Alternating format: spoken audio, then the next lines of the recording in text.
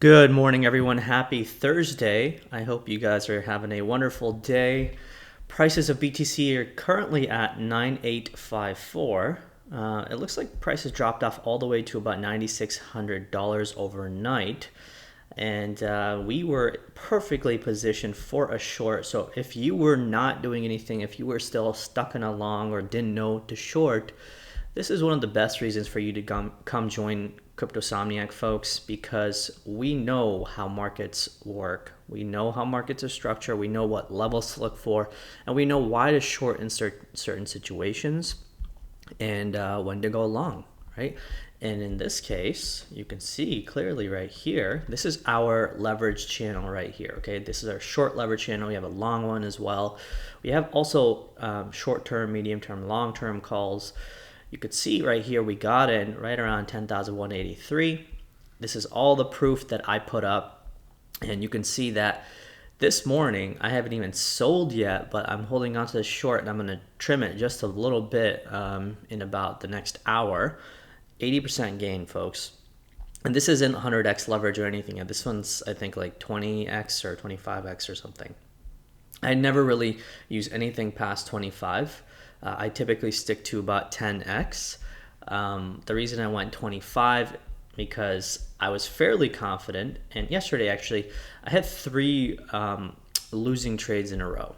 Okay, and I want to show you guys my losers so you can also judge me that not all things are hunky-dory in our community. Okay, you can see my three losing trades right here. All of these were actually smaller trades compared to this one by and large. But I came back, I took my break. So typically after three losing trades, I like to take a 24-hour break. And during that 24 hours, I like to paper trade. I like to get back to the basics. I like to just take some time off away from the charts because oftentimes we want a revenge trade, right? We let the emotions of the losses pile up into our mind, and then we make mistakes after that. So this 24 hours helps to sort of rewire your brain and get you back on track in terms of who you really are and how you really trade. And as you can see, I got back to who I really am right there. Okay. So what I want to tell y'all is, this is something that we do on the regular in the Cryptosomniac community, folks. This is visible for the last, month, for the last few months, year, the last 2.5, 3 years, because we've been doing this for a while. We didn't just show up beginning of 2019 when the market was popping. We didn't just show up in 2017 when the market was popping. We've been here since 2016, 17, 18, 19. So we've been doing this for a while. And before that, I've been trading in the equity markets for a while. I've traded everything under the sun. All right, E-mini futures, commodities, traded oil, wheat, natural gas. I've traded stocks. I've held different sectors in stocks. I know how to trade options. I know how to trade futures.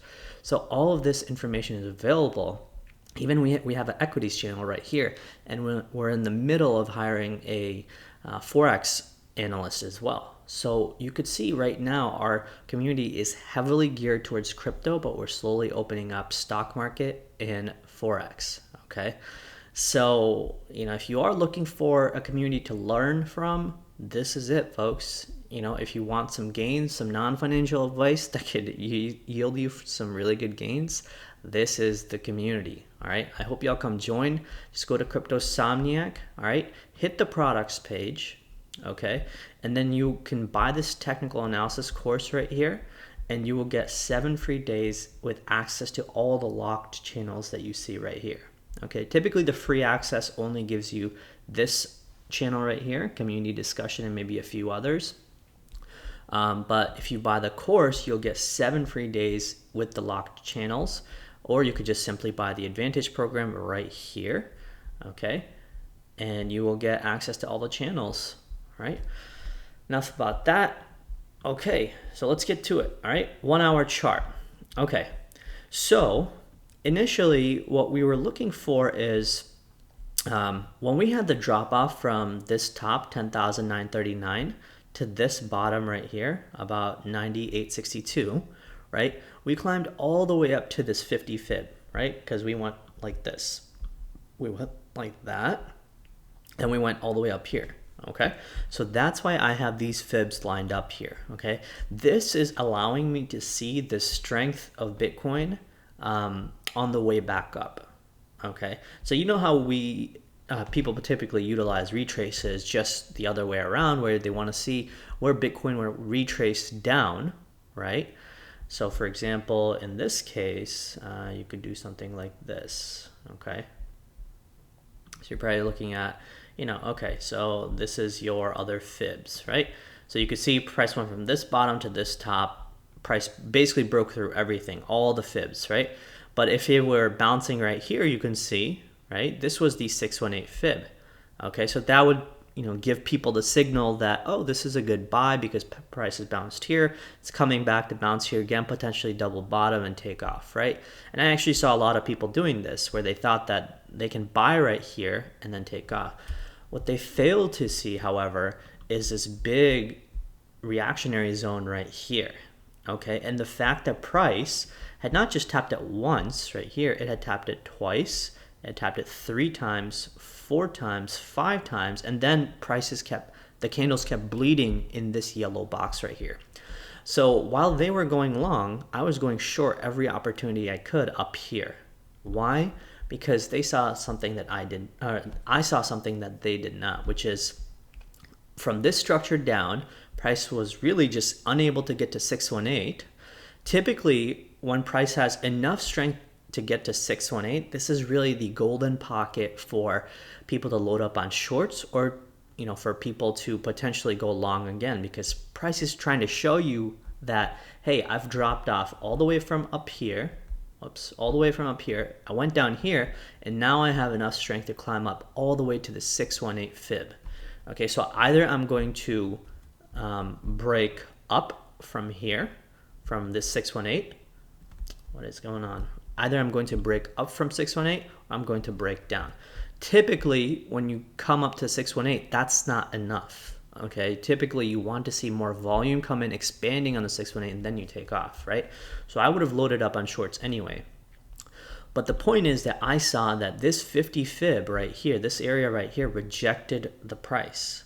Okay, double topped it actually. Not only double topped it like this and confirmed it, but it also came back to this yellow box right here, and it just stayed there. It didn't even decide to bounce like straight off from here.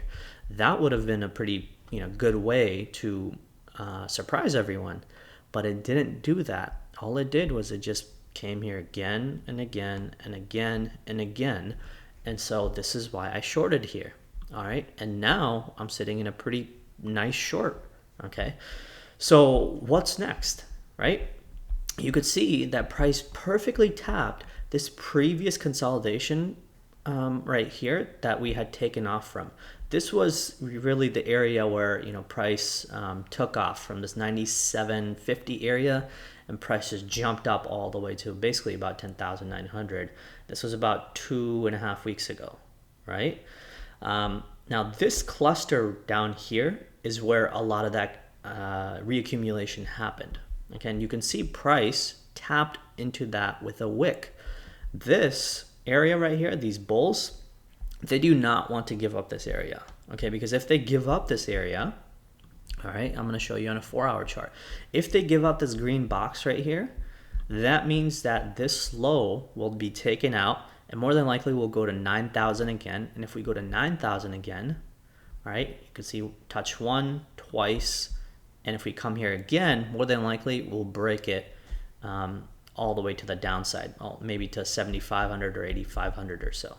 Okay, so this is why the bulls down here do not want to let that up.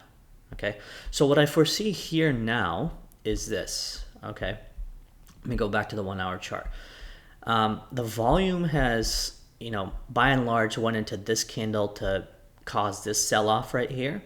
All right, so we now need to see, let's lay out some fibs for us again, right? So if we lay out some fibs right here from that top that we just had recently, right, to this sell-off, notice that price has now bounced back up to the 50 fib. Remember that price also did that over here, right? From this top to this bottom, price went up to the 50 fib. It's not enough that price only gets to the 50 fib. it needs to actually get to the 618 fib, okay, right here, and show us that it has enough strength to keep moving on up. Or if it stops just dead before 618 and you see it unable to get past here, another opportunity for you to load up on shorts. Again, not financial advice, that's just something that I would do. I would double down on my shorts again, because what that'll do is it'll do something like this. Okay, it'll climb back up here, grind here, get rejected, and then potentially at the very least double bottom, or it'll stop just short of this bottom right here, right there, right? So it'll just stop short right there and then push back up. Okay, so that could be your potential double bottom too, because while people are waiting for this bottom right here to be taken out, or a double bottom exact, they'll be, you know, probably loading up on longs over here, and prices typically have, you know, a way to surprise the masses, right? So it'll probably do that. Or if it's truly meant to go down, what'll happen is price will retrace up here, load up on shorts, go down here, sweep these lows right here, climb back up just again, and then boom, go down. Okay, so this is the way where you can basically, you know, stop out both longs and shorts. How do you do that? Well, people who probably went long right here will probably have their stops just below this wick. So you stop those out right here, then you keep climbing up. Then people, you know, try to go long up here again because they think it's going to go further up, and then prices dump again. Okay, so this is really a good way to, you know, sort of understand how market dynamics work. What's the general direction of price, you know, likely to take, right?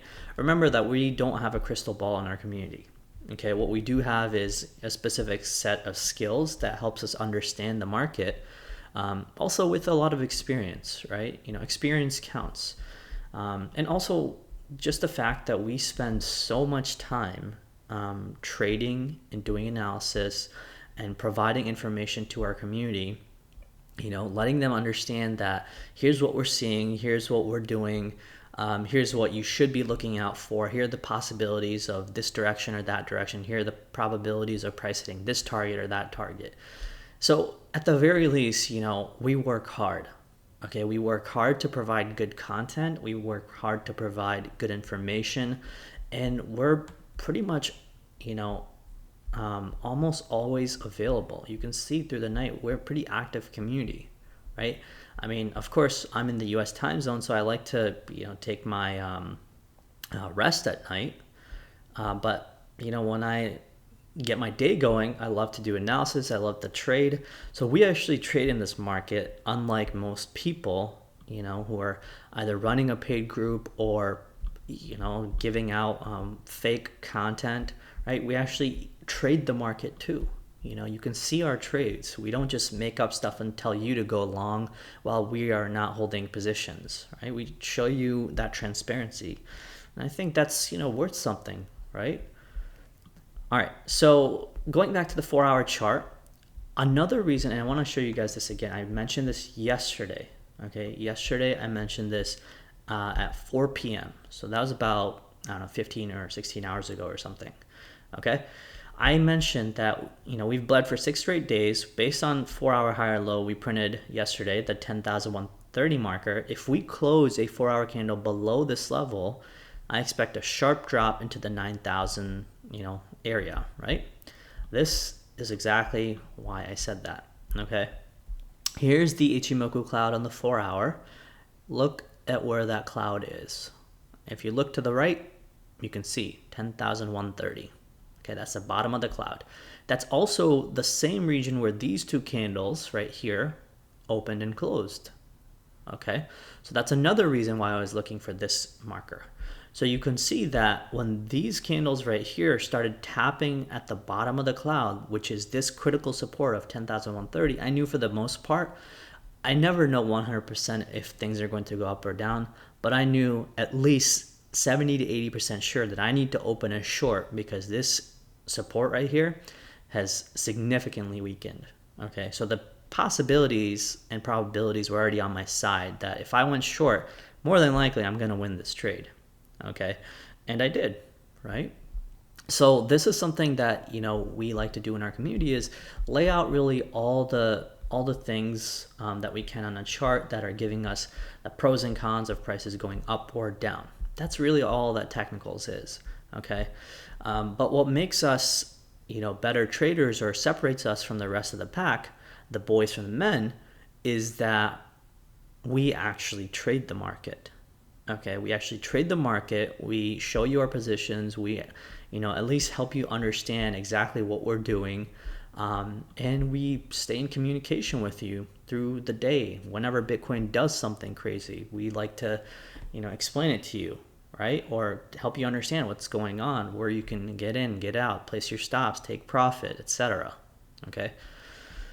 All right, so price did take out this low right here, right? This low was also critical. This is about 99.75 or so. So before, on the 4-hour, Bitcoin was doing something like this, which is higher lows, right?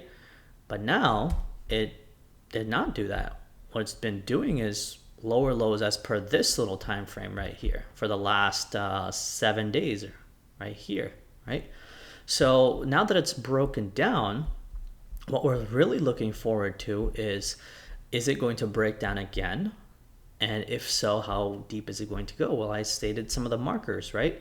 I stated that, you know, at the very least, if Bitcoin does not climb back up above 10,050 or so, I would say actually on the daily, what it needs to do is, in order to create an SFP here, meaning a swing failure pattern, this, you can see the opening of this candle right here. Okay, so I want you to look up there. It says 10,093, right? So what Bitcoin could do by the end of the day, okay, we're gonna place a marker right there. Yeah, that's close enough, 10,090, right? Okay, so what Bitcoin could do by the rest of the day is the candle body needs to close all the way up here and just leave a big wick right here. What that'll tell us is this is a SFP, meaning swing failure pattern. So that implies that this whole thing right here, though it was such a big shakeout, did not allow, the bulls did not allow the candle to close below this marker right here, which is 10,090. Okay, 10,093, I guess, exact. And that will tell us that, you know what, potentially, because of that, we could bounce back up, okay? But it just hasn't happened yet. There's really no strength in Bitcoin being shown yet. Now, who knows when market hours start, which is 2 hours from now for the US time and 6 to 7 hours from now for the UK time. Who knows, prices could push back up. But remember, like I said, they need to climb up from at least down here to at least all the way just above 99.70 or just a little bit higher to tell us that we could potentially keep going, okay? Until then, I mean, you could see clear rejections right here across the board for the last 4 or 5 hours, right? We're not able to climb back up just yet, okay? So we'll have to see exactly what kind of strength the bulls bring with them, and if we're going to climb back up all the way or we're going to go down further. Volume is really dismal. I mean, you can see that the bulls have no intention on driving the price back up anytime soon. At least it's not evident in the volume yet. Okay, 4-hour volume as well, the highest, you know, sell side volume that we've seen. Let's see, this volume right here is just a tad bit higher, than this one actually. Okay, so this volume is actually increased from this one. Typically what we've been seeing is from way back here, we've seen a high, lower high in volume, lower high in volume, and lower high. But now we just saw this one tick up just a little bit higher, right? So pretty big candle, pretty big volume, you know, some strong result shown by the bears. So the bears are really not messing around, you know, not wanting to have this triangle break to the upside. And I've been saying this over and over again. I have a higher certainty that this triangle will potentially break down and has a higher chances of breaking down than it has chances of breaking up. Okay. Let's see. I talked about the Bitcoin dominance again in my video, right? You can see a higher high in the dominance, I mentioned the MACD bear cross right here. This happened in the end of August. So I'd spoken about that. Even this, wedge had basically broken out by the end of August. I had spoken about that as well. And I also talked about the volume for the dominance, meaning that this climb up here in terms of the dominance is slowing down. Even though we were climbing higher like this, the volume overall was going down, and we had that bearish divergence, which is higher high in price, lower high in the RSI. And that told me that at the very least we were going to see some alts pop off, but what it was really going to translate to is Bitcoin's dominance being going down, so that translates to the price going down. Okay, so everything was really lined up perfectly for us to understand that this area right here had a higher likelihood of breaking down. But we just didn't know, if it was definitely going to do that, because I don't want to sound too cocky or too certain, because price always has a way to punish people like that. So I figured I'll just wait for confirmation, right? Or at least the best confirmation that I could get. Okay. Let's see how ETH is doing. I know everyone has been talking about alts, and even in my group, I had stated that, let's see. I had stated, I think yesterday, I had said be careful with altcoins. Let's see. Let's say I wrote it somewhere over here. I want to show y'all this real quick. All right, no worries. Okay. I stated that for the most part, Ethereum was probably likely coming to a resistance, and so were most altcoins for that matter, right? Because this consolidation that you can see that happened, okay, this little area right here, this block before prices started to break down, all this is going to be resistance. And until Ether actually climbs above this white marker, which is about 232, as you can see, until then, there's really nothing to be excited about in terms of the alt season or whatever the heck people are talking about on crypto Twitter. Because there's honestly nothing that Ethereum has done over the last couple of weeks that hasn't been done before, kind of like this right here, to tell us that, oh, we're gonna go up all the way to 400 or 600 or whatever, right? All we've really done is gone down for 3 months, retraced up maybe 20-30%, and then potentially we can move back down again. Now with the Bitcoin dominance going down, I personally think that we could probably make it up to 230, maybe a little bit higher, right? Maybe 245, 250, and then pull back down again. Because the fuel for alts is the lack of fuel for Bitcoin. So technically alts are better positioned to actually go up, for now. Okay. When Bitcoin was simply going down, but its dominance wasn't, that high, alts would go down with it. But now I think, the dominance is already so high that alts are starting to chip away from that. And they realize, and professionals realize that, okay, now might be the time to take advantage of these alts. And don't think that this alt season has to be anything like the alt season 2017. I've mentioned this before, that's the biggest fallacy that amateur traders fall into, is they expect something big like the 2017 alt season, and they're waiting for those 50, 100, 200% gains. And honestly, folks, they may not ever happen. You should be happy with 5-10% gains on a daily basis, because that's good. That's like really good. That's better than most markets around the world, right?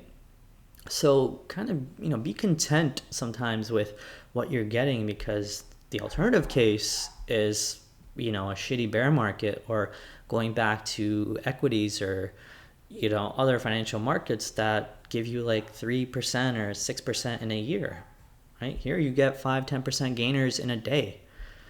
Okay, people come here for the volatility, right? This is still a niche market, but there's still a lot of money to be made out of it. So if you come join our community, you can help understand how to trade these markets successfully and not keep losing money and not listening to people who are still shilling you altcoins and saying that, just hodl, or, this garbage coin is going to go up 10x or 20x. I want you guys to be careful. Even if you don't come join my community, at least help make the space better by calling out these people.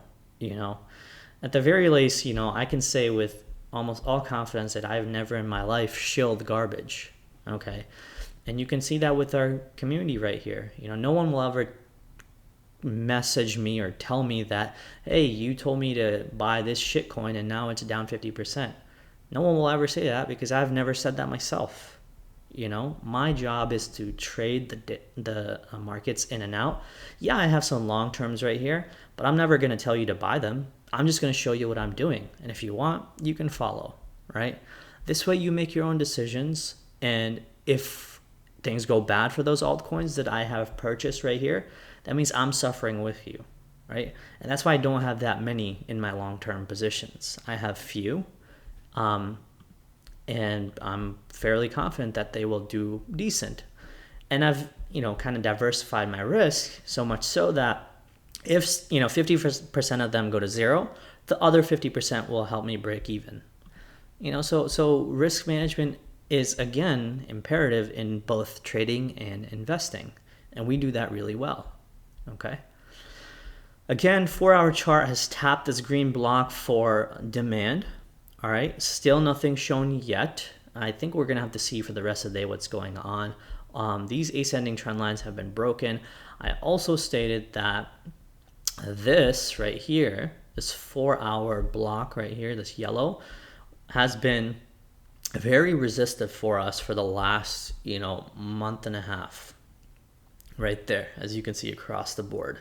Okay, so I'm not surprised that, we get to sort of come back to the same level twice, last week and then fall back down. Okay, so now we're stuck between this yellow block and this green block.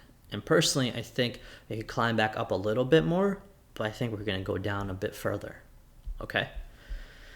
I checked out XRP yesterday as well. XRP, Bitcoin, I think, 3-day chart.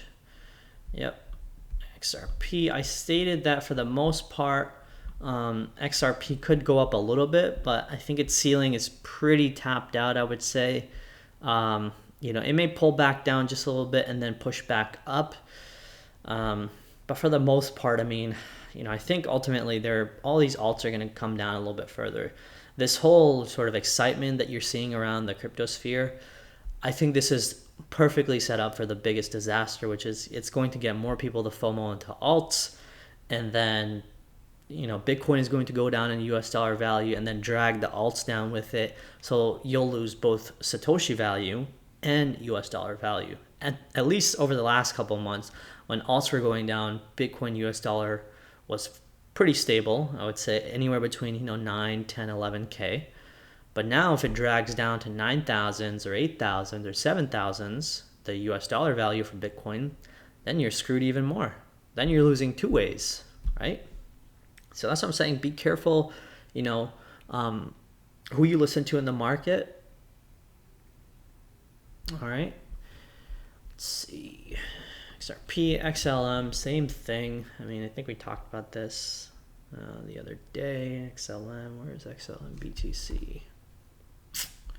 There it is. All right. XLM, again, hit the resistance marker perfectly. I think XLM went for like 100% or something on Coinbase Pro yesterday. This is really the best way to get people to FOMO and buy the top, and now you have a new generation of bag holders, because I'm sure those people, when they saw those green lights light up around 50% gains or 70% gains for the day, they're like, oh, well, let me just go all in at the top. So now they're bag holders, and they're going to be waiting for a while, or probably going to be losing their money in the next couple of weeks, So market has a way of really, punishing the impatient folks, and I really don't want that to be you guys. All right. So I hope you guys come join Cryptosomniac. I hope you enjoyed the analysis. I don't think there's anything else for me to show. 12-hour chart looks decent too. Let me see how the weekly looks. Actually, I want to check out the weekly. There's Bitstamp. Oh wow, Bitstamp's at the top now. All right, here's the weekly chart, okay? Typically, the back end of the week, as I've stated, has almost always, for the last 2 or 3 months, been the true direction of the